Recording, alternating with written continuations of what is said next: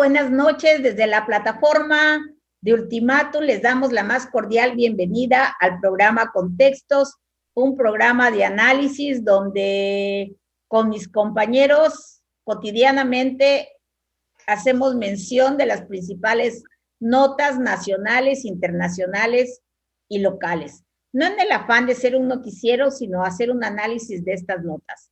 El día de hoy, pues, están malitos nuestros compañeros Víctor Rumaya, Juan Carlos Calimayor, están con una gripa bastante molesta por estos cambios de clima. Les enviamos un saludo y que se mejoren pronto. El maestro Ricardo del Muro no pudo asistir por cuestiones personales, pero nos está coacheando desde su casa. Y al maestro Gilberto Zavala, que hoy sí nos acompaña en el programa y aquí damos batalla el día de hoy. Buenas noches, maestro Zavala. Buenas noches, maestra. ¿Qué tal? Sus órdenes. Vamos a hacer, si le parece, un diálogo muy rápido de los temas que acontecen en el escenario político, en el escenario de la vacuna, en el escenario del país, y a lo mejor, fíjese, el día de mañana, pues ya, finalmente, son las últimas 24 horas del presidente Trump, y pues en un escenario muy complejo, deja la presidencia y asume el nuevo presidente, Joe Biden. Así es, y es una situación que siempre nos ha afectado a México, ¿verdad? ¿Quién es el nuevo presidente? ¿En qué plan llega? Sobre todo respecto a nosotros, si hay simpatía. ¿Cuál es la próxima relación que habrá entre la Casa Blanca y los Pinos en los próximos cuatro años, ¿no? Es un tema que siempre nos ha interesado. Pero por otra parte tenemos el tema de que ya estamos en puerta de un proceso electoral bastante, no inédito, porque casi siempre decimos que es la madre de todas las batallas, ¿verdad? Cada proceso electoral que cada vez se complejizan más por el número de cargos que están en disputa, por el número de partidos que van a entrar también en esta ocasión a la contienda, ¿verdad? A la lucha. Es como son varios rounds, ¿verdad? Pero aquí no hay solo dos boxeadores, hay un sinnúmero de boxeadores que se suben a dar la batalla. Y en estos días se están firmando las alianzas, los convenios de alianzas entre los diversos partidos. Por un lado, en un hecho, eso sí, inédito, PRD, PAN y PRI irán juntos. Por otro lado, se supone que irán juntos Morena, el Verde y no sé quién más se agregue a esa lista, porque uno de sus aliados, el partido que hoy es Partido Solidario, ¿cuál es el nuevo nombre del PES? Encuentro Solidario. Partido Encuentro Solidario, en esta ocasión tendrá que ir solo a pelear sus votos, ¿no? Y así hay varios partidos que en esta contienda no pueden aliarse y tienen que ir por sus votos. Y reflexionábamos antes de iniciar el programa, ¿no? Sobre que en esta lucha por la democracia, en ocasiones es al interior de los partidos donde todavía no se ha logrado conjuntar esta rendición de cuentas, esta transparencia en la selección de candidaturas, el reciclaje de antiguos militantes que ya han dado batalla, ¿no? Son una serie de factores, ¿no? ¿Usted qué opina, maestra? Fíjese, maestra, que efectivamente a lo mejor sí es un proceso electoral que ya estamos en tiempos electorales en este año 2021, en el que está en la perspectiva, para recordar un poco lo que ya hemos abordado en otros programas, que hay en juego 15 gubernaturas en el país, 1,290 funcionarios de ayuntamientos municipales en 29 entidades, 1,063 diputados de congresos locales y, por supuesto, la elección de 300 diputados de mayoría relativa y 200 diputados plurinominales. Estos últimos, los diputados federales, son en donde sin duda el proyecto de la cuarta transformación, que así le denominó de origen el actual presidente Andrés Manuel López Obrador, es en donde se juega todo.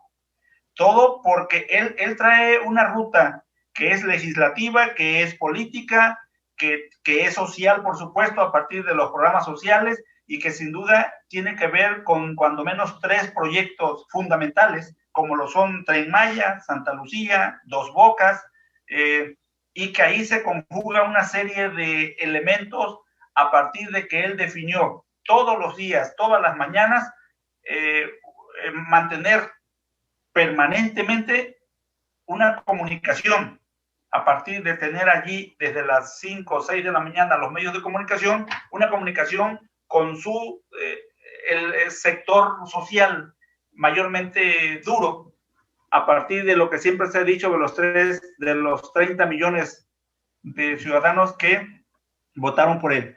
Ahí entonces, maestra, me parece a mí que hoy los partidos están definiendo a sus mejores hombres y mujeres, pero comentábamos ciertamente que lo hacen igual como si nada hubiera ocurrido en el país, lo siguen haciendo de manera... Hoy Morena, en este momento, están en la Ciudad de México viendo sus alianzas con el Partido del Trabajo. Al parecer van a dejar fuera al partido Mover a Chiapas. Me refiero aquí en Chiapas, al Partido Verde Ecologista, y que sus aliados de Mover a Chiapas, Chiapas Unidos, en donde mayormente le interesa a Morena, son, insisto, en las diputaciones federales, que es en donde allí van juntos con otros partidos, PT, previsoriamente el Verde Ecologista, pero sí va con Mover a Chiapas, con Chiapas Unidos, y que sin duda también ahí van a jugar RSP, el Encuentro Solidario, Fuerza Social por México, que aunque van solos, en la causa común estratégica de la Cámara de Diputados del Congreso de la Unión, allí van a ir, están amarrados. Entonces, desde esa perspectiva, la alianza de la manera de PRI, pues están haciendo lo suyo, mientras el Movimiento Ciudadano va solo en una ruta de las gubernaturas y, por supuesto, en la elección que tiene que ver con los congresos locales y los ayuntamientos. Pero allí, en esta parte, maestra, habría que recuperar lo que ha estado haciendo también México Libre, que está caminando o recuperando la ruta que traía con el Partido Acción Nacional, y por supuesto esa fuerza de Sí por México que encabezan algunos actores de tipo nacional como Pajés, Diego Fernández de Ceballos, Javier Lozano Alarcón, Carlos Alarraqui, entre otros, que el grupo y que San me parece Ángel, ¿no? que la gran ruta es Grupo San Ángel, y que me parece, maestra, que creo que ahí está el meollo de todo. Son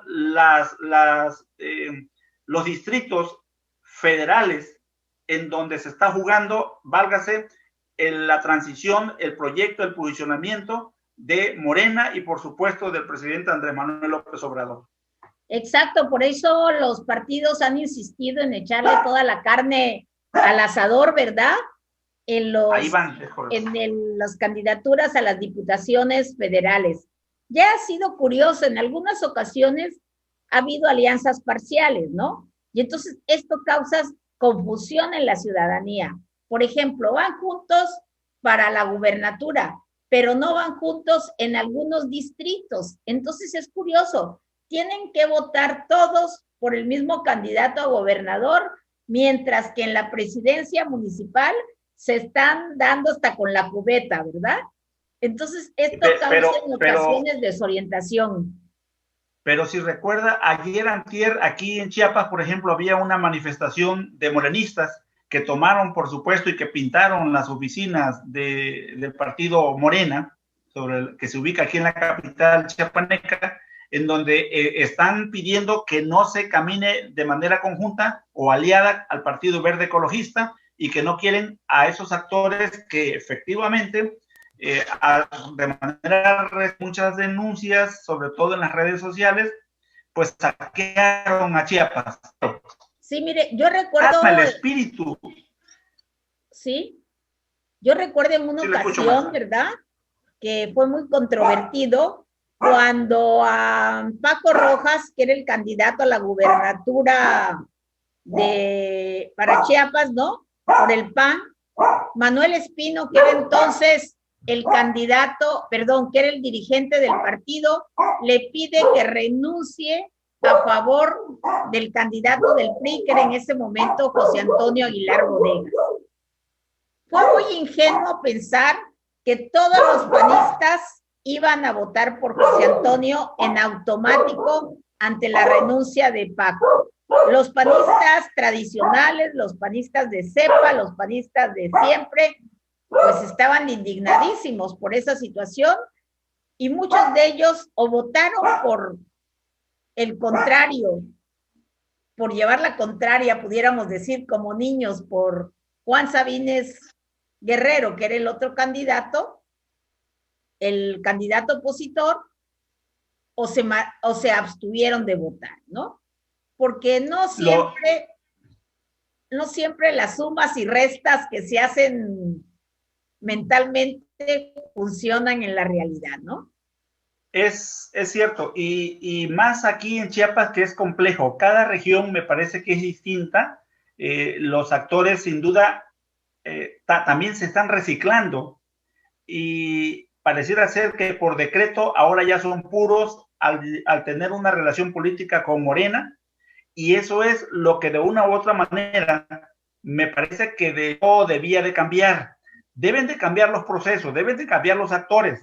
El problema que sigue siendo lo mismo, porque los candidatos se sacan a nivel central con acuerdos de cúpulas, con élites, se olvidan de la ciudadanía, se olvidan de los liderazgos, de los nuevos liderazgos. Hay una controversia incluso del propio Morena, que no quieren reconocer los cambios puestos o impuestos o acordados en la Cámara de Diputados y ratificados por el INE en términos de la paridad de género.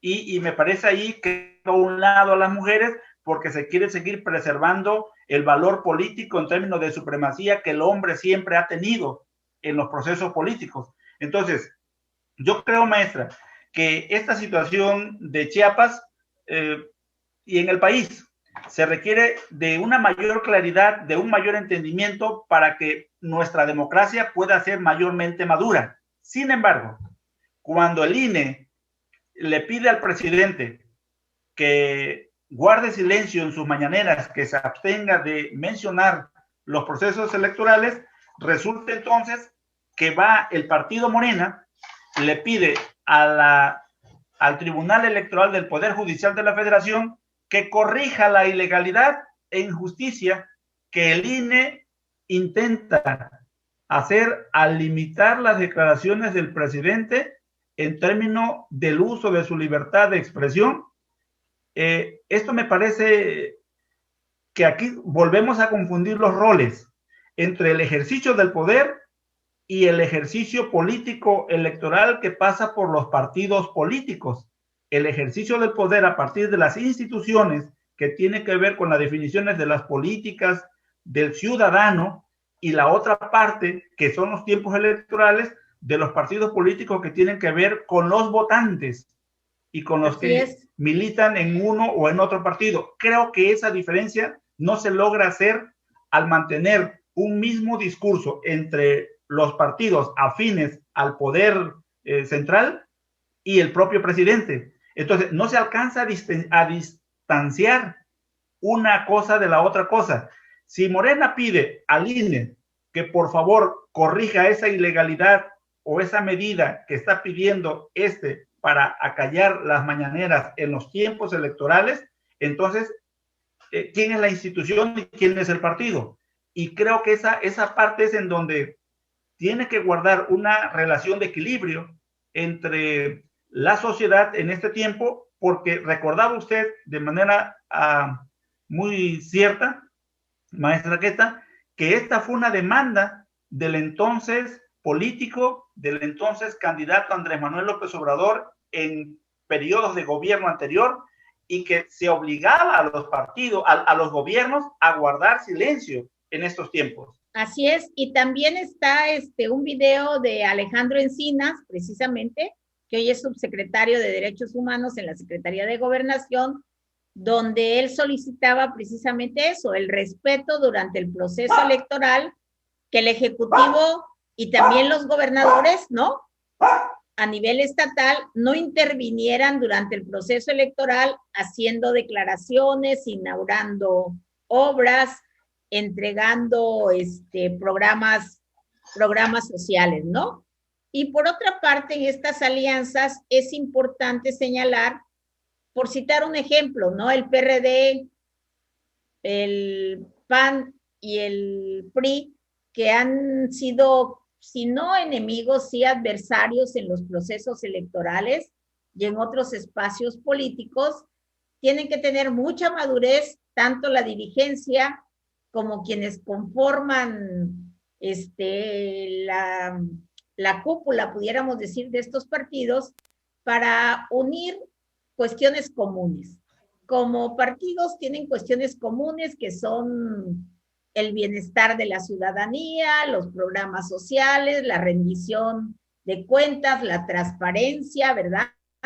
El combate a la corrupción, que no es solo de Morena, es una cuestión que el PAN también lo ha peleado en otras ocasiones, el PRD y el propio PRI ha creado instituciones durante sus gobiernos de combate a la corrupción.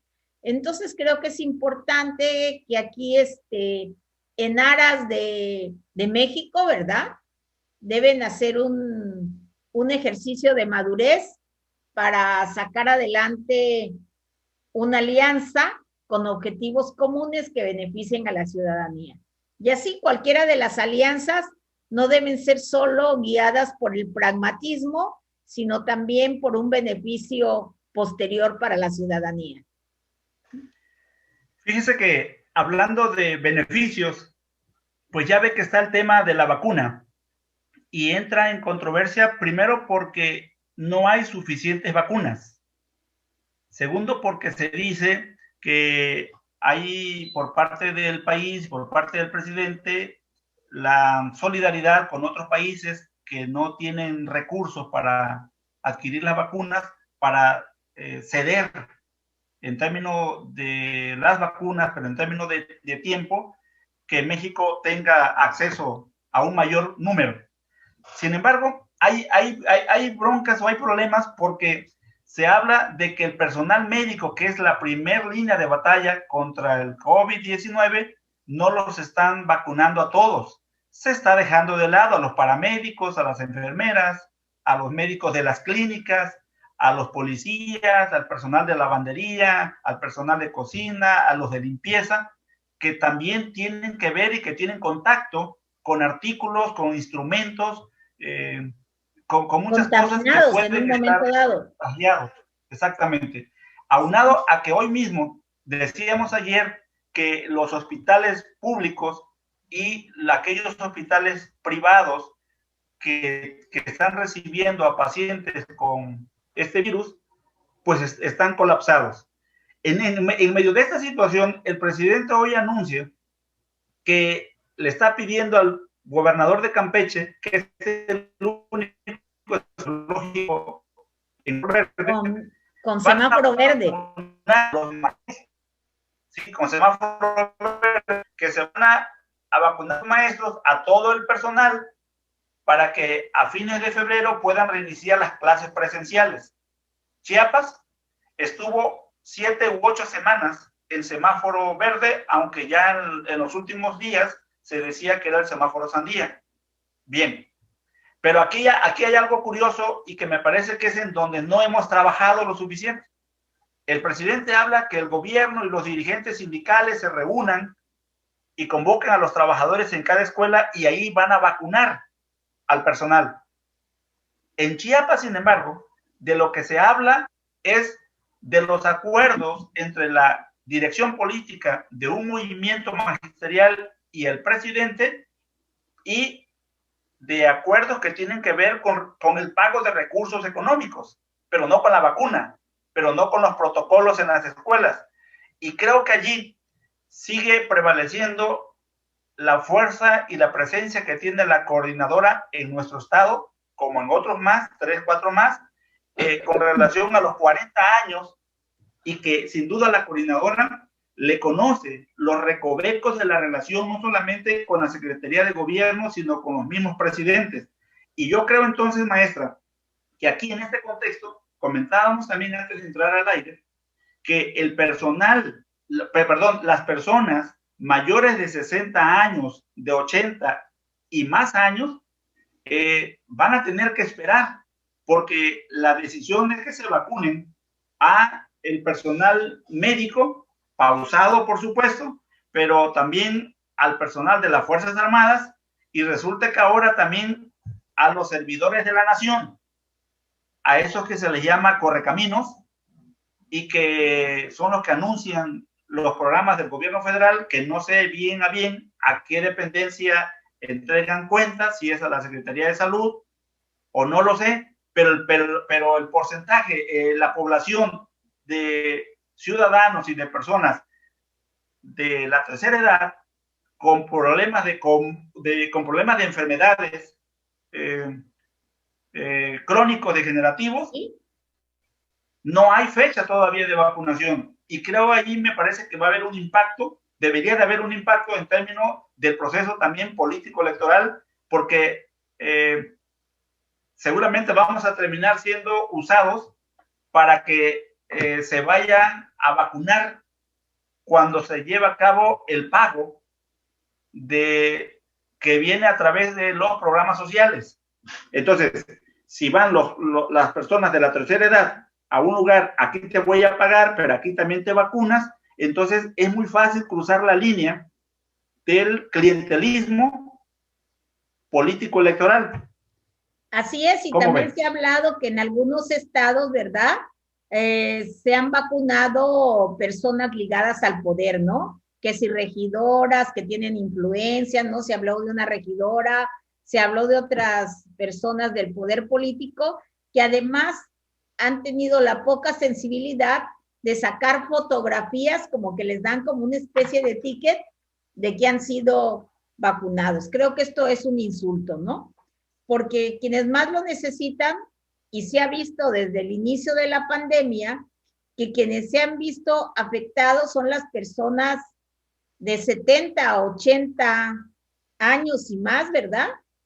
Han sido los más afectados por esta enfermedad, y sobre todo ahora que ha habido una onda fría en Chiapas, que ha habido muchas gripas, muchas alergias y otro tipo de enfermedades producto de los cambios climáticos y que afectan más a las personas de esta edad, ¿no? Y luego con el retraso también de la vacuna de Pfizer, que no solo es en México, no es un problema mexicano, ya también en otros países europeos le están reclamando a Pfizer por no cumplir con el plazo prometido, y se han estado ya haciendo como vínculos con los otros fabricantes, ¿no? Con AstraZeneca, con otros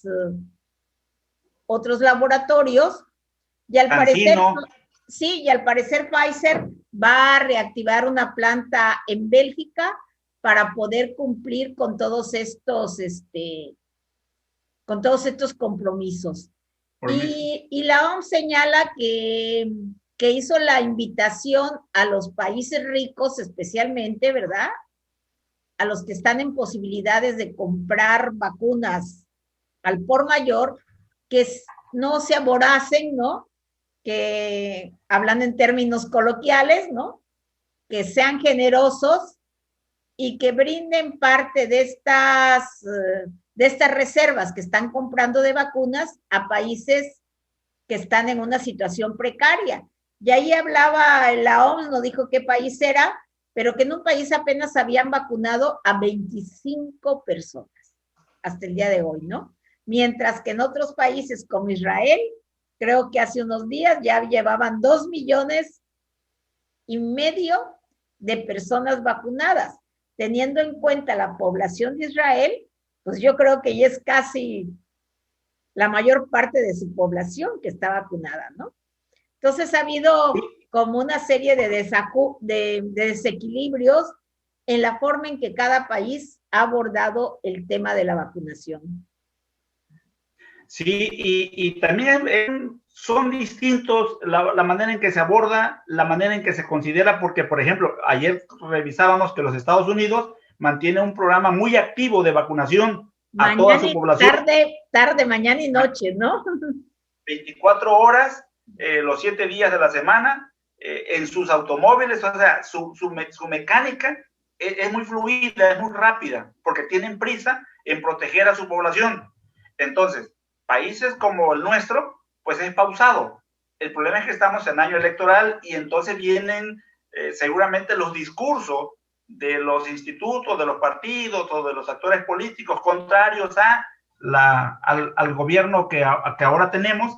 Y es tan distinto el asunto porque estaba revisando unos datos, maestra, en términos del Producto Interno Bruto que cada país le está asignando con motivo de la pandemia, hay un distanciamiento, la verdad, fuera de serie.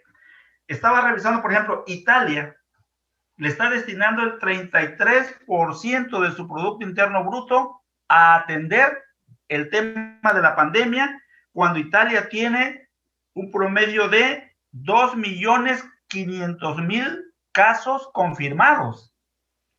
El Reino Unido le destina 16.6% de su Producto Interno Bruto, con aproximadamente 3.500.000 contagiados. España le destina el 14.2% de su Producto Interno Bruto, con un poco menos de 2.200.000 infectados. Pero fíjese, Estados Unidos le destina nada más el 2.5% con 24 millones de contagiados. Y México, nuestro país, le destinamos el 0.5% de nuestro Producto Interno Bruto, con 1.000.000 aproximadamente 700.000 contagios, y estamos hablando de más o menos 142.000 fallecidos. El día de ayer cerramos el día con 8.000 casos nuevos de contagios y más o menos 500 muertos confirmados, porque la gran mayoría, lo hemos venido diciendo, prefiere quedarse en casa y prefiere morir en casa. En este contexto, maestra, estamos observando que hay un distanciamiento social en términos del ingreso económico, porque se perdieron fuentes de empleo y que tienen que ver con las pequeñas y medianas empresas, y que me parece que al ocurrir este dato proporcionado por el INEGI, pareciera ser también que nos alejamos del eslogan de este gobierno, que es primero los pobres. Es decir, no hay programas, no hay un recurso que permita reactivar o mantener el ingreso diario en la población mayormente pobre del país, y se están acumulando el número, el porcentaje de personas que perdieron su empleo o que la empresa cerró de manera temporal, y que ahí tenemos un problema que lo vamos a ver ya dentro de unos meses, y que desgraciadamente por el tema electoral se va a volver a pervertir, porque entonces van a ser votos cautivos al tener una oferta de empleo o al tener una oferta económica. Sí, y aparte también me preocupa el proceso electoral en medio de esta pandemia, porque desde hace, no sé, desde el año pasado, ¿qué le diré? Desde junio, los partidos comenzaron a moverse, los partidos, muchos de ellos que habían permanecido como en una etapa de invernación, pudiéramos decir, empezaron a moverse, empezaron a hacer reuniones en los distritos, y si usted ve en muchas de las fotografías, ninguna de las personas o muy pocas están con cubreboca, no están guardando la sana distancia, y además es en automático, que en este tipo de reuniones los abrazos son lo más común, es en automático que uno se acerca, sí, se abraza. La cercanía. la cercanía, ¿no? Es lo que se busca en este tipo de reuniones. Entonces, en todo lo que nos espera de aquí a que finalice el proceso, espero que no sea yo agorera, ¿verdad? Pero sí es preocupante esta Espero que no. situación que se va a dar en todos este tipo de eventos que se dan durante el proceso. Porque desafortunadamente, decía un amigo, podríamos recurrir a la radio, a la televisión, como pasa en otros países, ¿no? En otros países se gasta menos en movilización, se usa mucho las tecnologías, ¿no? Por ejemplo, la radio llega mucho a todos los rincones de Chiapas, ¿no? Y podría ser muy bien utilizado para este proceso electoral por la crisis que estamos viviendo de salud, ¿no? La televisión, aunque eso supone también, pues, dadas las limitaciones que ahora pone el INE para el uso de los recursos, pues tendría que haber modificaciones por parte del INE y de los OPLES locales en cuanto cómo los partidos pueden usar los medios de comunicación para hacer llegar su propuesta a la militancia y también a la población sin tener que estar en un contacto directo, ¿no? Esa es una gran preocupación que guardo. Bueno, los partidos nacionales pues tienen su tiempo en los medios de comunicación y pues ahí nuevamente se vuelve a contaminar el tema porque ponen, por ejemplo, hay partidos que dicen tiempo cedido por tal partido para los efectos de anunciar la vacuna. Es decir, la vacuna, sin querer queriendo, se está convirtiendo en un tema electoral y el problema es que no hay mucha vacuna, no hay muchas dosis. Y ojalá también, como usted bien dice, las fiestas decembrinas y lo que va a ocurrir, lo que ocurrió en los primeros días también de enero y viene febrero, por supuesto, ojalá y que no tengamos mayores recaídas y que nuestra población se mantenga sana y salva el mayor tiempo posible. Yo quisiera recuperar el caso Cienfuegos, el del general perdonado en los Estados Unidos, al quien le retiran los cargos, la acusación, que es regresado a México y que aquí mantiene la libertad y que luego hace 2 o 3 días se le exonera de los cargos a partir del desechamiento de las pruebas que presentó la DEA. Y aquí yo lo pongo a partir de que me parece que siendo un caso jurídico que debió de haber sido primero planteado por la Fiscalía General de la República a cargo de Alejandro Gertz Manero, lo puso el presidente en la mañanera. Y al ponerlo el presidente, me parece que se politizó el asunto. Ahora escuchaba al fiscal general en una entrevista, muy echado para adelante, que se van a una demanda internacional por un caso calificado como un fiasco en la integración de la denuncia por cómo se recuperan las evidencias y que hay acusaciones de 2 personas que ya fueron ejecutadas, que ya están muertas y que pareciera ser entonces que hay una acusación contra la DEA, pero se dan en unas circunstancias en las que en 24 horas este presidente deja el mando, lo toma el nuevo presidente Joe Biden y pareciera ser el tono que al fiscal pues es significativo, aunque pareciera el presidente modera un poco más diplomático, pero no deja de ser un caso ya politizado. ¿Cómo lo ve, maestro? Sí, inicialmente, no sé si recuerda que nos sorprendió, primero a todos nos sorprendió la detención de Cienfuegos en Estados Unidos, ¿verdad? Sentimos que se había violentado esta relación de cooperación entre las fuerzas de justicia, ¿no? De ambos países. Pero después nos sorprendió aún más cuando regresaron a Cienfuegos, ¿verdad? Con la promesa, no sé qué hablarían las altas autoridades, ¿no? Si habría una promesa o un convenio establecido de que se juzgaría Cienfuegos en nuestro país con las evidencias que la DEA aportó, ¿no? Y luego además creo que estas evidencias fueron dadas a conocer, lo que tiene muy molesto al vecino país, porque se sienten como burlados. Yo creo que ahora lo que va a implicar en esta nueva administración que está por entrar es plantearse con toda la madurez posible una nueva relación basada en el respeto, de cooperación, porque creo que ambos nos necesitamos. Tanto Estados Unidos como México nos necesitamos para combatir al crimen organizado, porque desafortunadamente tenemos una frontera muy amplia, donde hay un cruce intensivo tanto de armas, se acuerda de Rápido y Furioso, ¿no? Y de drogas, de personas que transportan drogas. Entonces creo que sí amerita una nueva relación, ¿no? Sentarse y dialogar y plantarse una nueva relación que se dé en otros términos.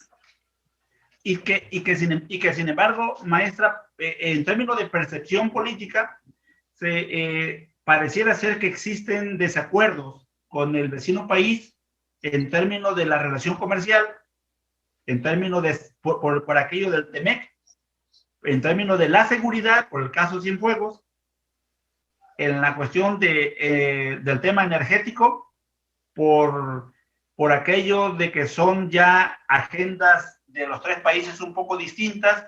Hace 5 o 6 días, funcionarios del gobierno de Estados Unidos entregaron una misiva a sus homólogos aquí en México con relación a los alcances que tienen y que se están discutiendo en México y que tienen que ver con el TEMEC, y que efectivamente lo que son los temas de la COFETEL y no recuerdo cuál es la otra parte, que son autónomos, y que está la discusión en términos de la Cámara de Diputados y de Senadores para hacerlos para que se integren, ¿no?, a otras secretarías de Estado.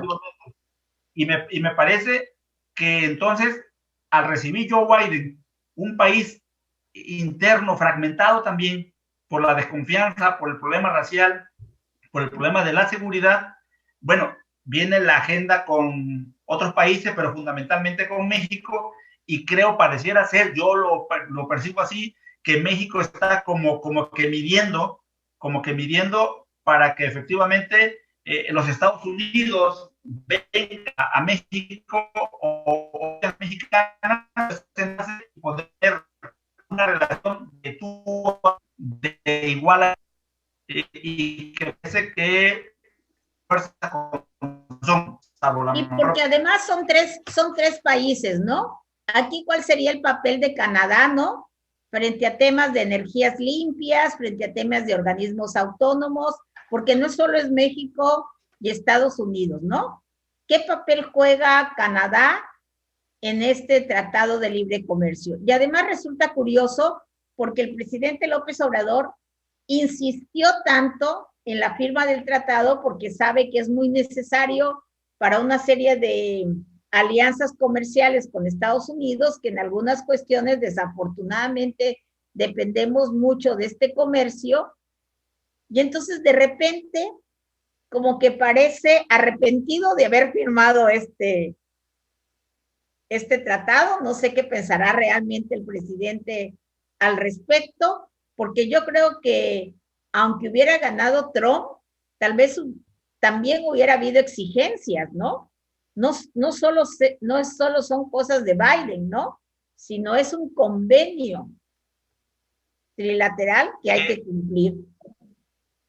Es correcto, es trilateral. Entonces, sin embargo, sigue en la agenda en la que el gobierno federal busca absorber a los órganos constitucionales autónomos, como es el INAI y la COFECE, y que, por el otro lado, en los términos que está puesto, primero en el Tratado de Libre Comercio y ahora en el TEMEC, es para que se evitaran justamente, es decir, la permanencia de los órganos autónomos tiene que ver con la necesidad de que se evite la generación de monopolios en el control de la relación laboral, de la relación comercial, de la relación de la producción, y creo que ese es un tema que vamos a prestar atención ya inmediatamente que tome posesión Joe Biden para saber qué es lo que va a seguir, y que hay muchos temas pues que van a cambiar, pero fundamentalmente está, y creo que así lo abordamos, el tema electoral, el tema de la relación con los Estados Unidos a partir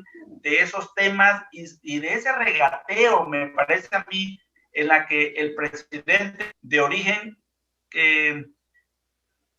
quiso marcar o marcó una distancia con el presidente electo en ese momento y luego con el presidente ya de manera formal declarado presidente, y luego ahora con el presidente formal que va a ser Joe Biden. El tipo de relación está integrando su equipo, su gabinete, y están poniendo personas con un perfil, me parece interesante, que le va a permitir a los Estados Unidos readecuarse en el contexto internacional, pero también el tema del TEMEC va a ser sumamente importante porque ya alertaron a través de un documento, yo insistiría mucho, que se llama Mike Pence, y que Mike Pence hoy va a guardar una relación estratégica con el nuevo gobierno y que le van a dar seguimiento. Entonces, bueno, son temas ahí que le vamos a dar seguimiento a nosotros, porque eso va a ir definiendo también la vida sindical y la libertad sindical que sin duda tienen y van a tener varios sindicatos poderosos, como es el petrolero, como es el mismo CENTE, como es el de electricistas, en fin, entre otros, ¿no? Así es, se avisora un panorama bastante interesante, un poco ríspido, ¿verdad?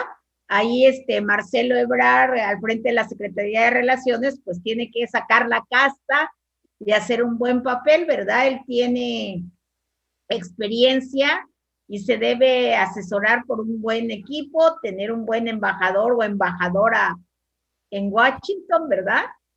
Que aligere este tipo de situaciones, ¿no? Que establezca una buena relación, porque, por ejemplo, en el Twitter, que fue un tuitero extraordinario mientras estuvo aquí de embajador, Landau, no sé cómo se pronuncia, mi pronunciación es mala, ¿verdad? Hizo mucha promoción de México, tanto aquí a nivel local como a nivel internacional, con sus twitters. Estuvo aquí en Chiapas, no tiene mucho, poco antes ahora de que ya deje del país, ¿no? Presidiendo una reunión, y y son importantes los embajadores, ¿no? Porque a veces ha habido situaciones muy ríspidas, algunos embajadores bastante prepotentes, bastante faltos de la diplomacia que los debe caracterizar. Entonces creo que es importante qué embajador nos va a tocar a nosotros y qué embajador o embajador estar en Washington, ¿no? Para tratar de mejorar esta relación. Sí, estamos llegando al fin del programa, maestra Queta.